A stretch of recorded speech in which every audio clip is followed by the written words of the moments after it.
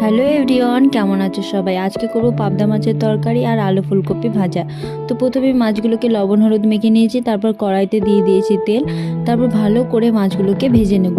মাছগুলো ভাজা হয়ে গেলে কড়াইতে দিয়ে দেবো তেল, তারপর একটু জিরে ফোড়ন দিয়ে আলুগুলোকে লাল লাল করে ভেজে নেব। এবার দিব পরিমাণ মতো নুন, একটু হলুদ, আর তারপর ভালো করে লাল করে আলুগুলোকে ভাজা হয়ে গেলে দিয়ে দেবো একটু টমেটো কুচি, তারপর দিয়ে দেবো মশলাটা। আমি কিন্তু রান্নার ভিডিও সেরকম বানাই না, আজকে প্রথমবার বানালাম। কথা বলতে বলতে কিন্তু আমার তরকারিটা কষানো হয়ে গেছে। এবার দিয়ে দেবো পরিমাণ মতো জল, তারপর জলটা ফুটে উঠলে মাছগুলোকে ছেড়ে দেবো।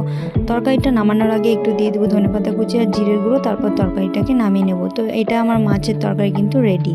তরকারির পাশাপাশি কিন্তু আজকে আলু ফুলকপি ভাজা হবে, তাই আগে আলু ফুলকপিগুলোকে ভালো করে সেদ্ধ করে নিয়েছি। তারপর দিয়ে দিয়েছি কড়াইতে তেল, কাঁচা লঙ্কা এবং তারপর আলু ফুলকপিগুলোকে ছেড়ে দেবো। তারপর দিয়ে দেবো একে একে মশলাগুলো, টমেটো কুচি, এবং তারপর একটু নাড়াচাড়া করে দিয়ে দেবো ভাজা মশলা, দিয়ে ভাজাটাকে নামিয়ে নেব।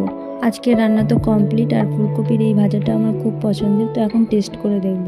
নিজের রান্না খেয়ে নিজেকে কোনোদিন ভালো বলতে হয় না, কিন্তু বিশ্বাস করো খুব সুন্দর হয়েছিল।